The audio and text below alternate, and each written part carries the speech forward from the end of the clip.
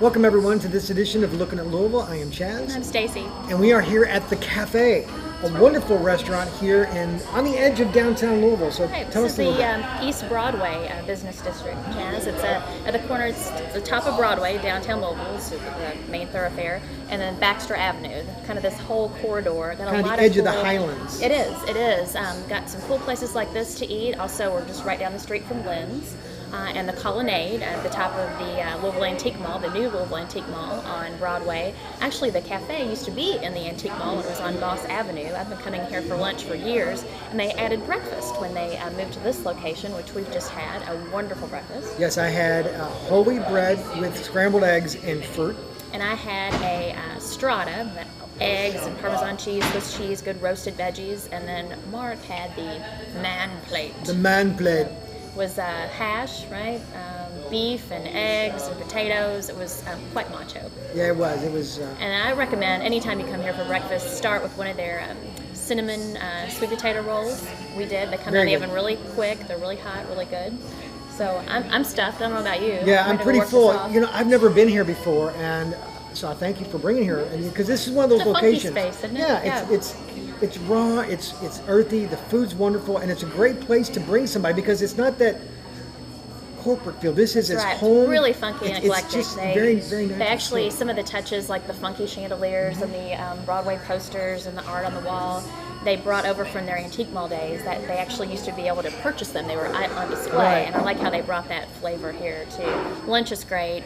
The chili and the tomato soup, awesome. Well, we're going to have to go work this off because literally just walking across the street, you're able to go to Louisville Stoneware, which has been around since 1850. It is one of Louisville's icons, up there with the Louisville Slugger, right? Mm-hmm. Except you can't turn your own bat, but you can make your own. You can make your own dishes. Stoneware. Yeah, you can actually bring your kids in here and have them paint, or you can do it yourself. Maybe we'll get lucky. They've got a great holiday line that just came out for fall. I got this beautiful pumpkin platter as a gift from someone, and we use for Thanksgiving. And then their whole holiday line is beautiful as well. Well, you ready to go work off this breakfast? I am ready. Let's go. Let's do it. After a great breakfast at the CafÄ, we have literally just walked right across Brent Street here to Louisville Stoneware, and we are with Stacy Schaefer. Hey, thanks for having us here. Pleasure. Thanks for coming. Stacy, tell us a little about the background of Louisville Stoneware, how long it's been around, why it's such a Louisville icon. We have been in this facility since 1815. We are truly one of the only hand-painted, handcrafted pottery companies still in the world. No machinery. Everything is touched by hand from start to finish. We have about 22 hands that touch each piece, and it's from the clay, the earth, wind, and fire. We say from the fire go into the kiln and hand-painted pieces from all our local in-house artists. What is your most iconic piece? So the fleur-de-lis, giving it a good race. Louisville symbol, right? Right. And tell us about some of the holiday lines that you've got going on. You've got Thanksgiving, Halloween, Thanksgiving, and then we also have our Christmas patterns that are made from in-house with our artist called David Mahoney. It's a holly graffiti, which is absolutely beautiful, and it's one of our great sellers. We do offer tours, and you can go through and watch the artists themselves actually painting and see the facility from the beginning to the end of the process of how the pottery is made. We definitely want to shop, but first I think we want to kind of get a look inside and see how it's all done. Let's go. Okay, Let's take a look around. Let's go. First of all, he gets all the fun assignments. I'm Bob Chaz the Builder today. Well, you're here with Colleen. Colleen, tell us what you do for Louisville Stoneware. I'm a 27-year veteran artist in the production area of the plant, paint, design, custom designs, anything you need me to do. And tell us about the clay in the room. The clay, this is the beginning. The clay is brought to us in truckloads from Western Kentucky. Or Paradise Land. Yes, Okay. and this is our rough clay. They put it through a process that turns it into the pug mill clay, all natural ingredients. Okay.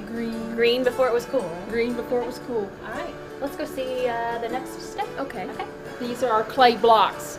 You saw the clay in the original form. After it's put through the process with water and it's transformed into the clay body, we can press it into clay blocks that you see here. This is taking the moisture out of them, which later goes into two different types of clay, which will be a pug clay and then a hands-on clay that the artists around here use to form the different So basically pieces. you get a big mound of Yes, it for the potter, which is and that's that when mound. he starts to Yes. make it into, or This she. is the stronger clay for pushing into molds, and then we also have a hands-on type clay that they can throw to And if form you actually take different the tour, areas. you can see some of this in action.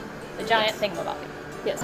Well, right now we're standing at the jigger wheel. Now this is where after they block the clay, then they bring it into this area. As you see, there's a big ball of clay right over here, and this is what they do what with. What does the jigger do? This is the jigger wheel where the artist will take the soft clay here and he'll throw it into a mold or a pattern shape like this here. You'll see this is our plate bat. It's normally sitting here. He'll throw the clay on it, bring the wheel down to it. As it spins, he uses his hands and water to form that shape, which will turn into an 11-inch plate. So this is truly one plate at a time. Yes. The old-fashioned way. Yes, it is. All hands. All hands on deck. That's what it is. Yes. Okay, we've just come from the jigger wheel, that plate that you saw. It's now in the hands of an artist. This is Cindy, who's been with Louisville Stoneware for how long? 25 years. Expert, professional here. And they actually hand paint every piece here of pottery at Louisville Stoneware, which makes it such a true Kentucky craft. I'm getting a few tips here because Chaz and I are going to go paint our own in just a second. Maybe they'll let us even paint some of these pieces. Probably not. You wouldn't want that. Well, we have finished painting, as you see, something that's getting ready to go into the kiln, but then they glazed it. Now, to me, it looks like it wiped out all the color. Explain to me a little bit what the glazing does. The overglaze is the clear, shiny parts you see on each piece in the showroom and that you purchase. It makes it food safe, microwave safe, everything. You know, it gives it that shiny, beautiful sheen that you see on our pieces. So then we take this and we put it in the kiln, which is right behind us, for 24 hours. Yes, and this then is it comes fired out. at like that. Beautiful. And so I'm sorry, I interrupted you, but you said this is... This is fired for 24 hours at 2,300 degrees, slowly brought up to 2,300 degrees, and then it's slowly taken down. So it takes a 24-hour process to reach this final state. And But then, this is the 3 steps you see. And you can see the glazes here are quite different from the finished colors.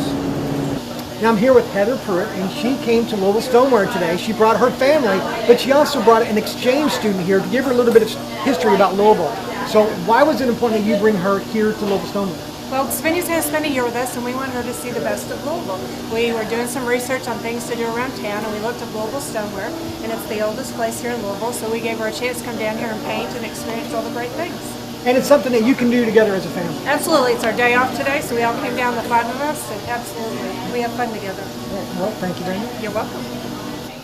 Well, we're getting to close up our tour here of Louisville Stoneware, and we get to make our own little creations here. It's fun. I love it when we do these episodes where we actually get to touch something, do something. Now this is going to take about 7 days. Once we drop them off, it goes through the kiln, it goes through the whole process. We'll get them back in about 7 days, and anybody can come off the street and come here and do this These themselves are as going to well. be ornaments, but you can actually do this all year. You can come and come by yourself. You can come with a lot of birthday parties here. They have bridal parties. Come and do this. It's pretty interesting. I mean, it's a great thing to come and bring your kids and have them make plates and get that. Great keepsake. Yeah, they're great keepsake, and it's a lot of fun. And if you want to get your own piece, you can come to Louisville Stoneware or online. They actually ship around the world, or we'll send you a piece if you send us a suggestion for a future podcast. Now send emails to podcast@golouisville.com, and of course if we use it, we'll like you just said, we will send you a Louisville Stoneware swag. How's that? So as always, You're looking at Louisville. see you real soon.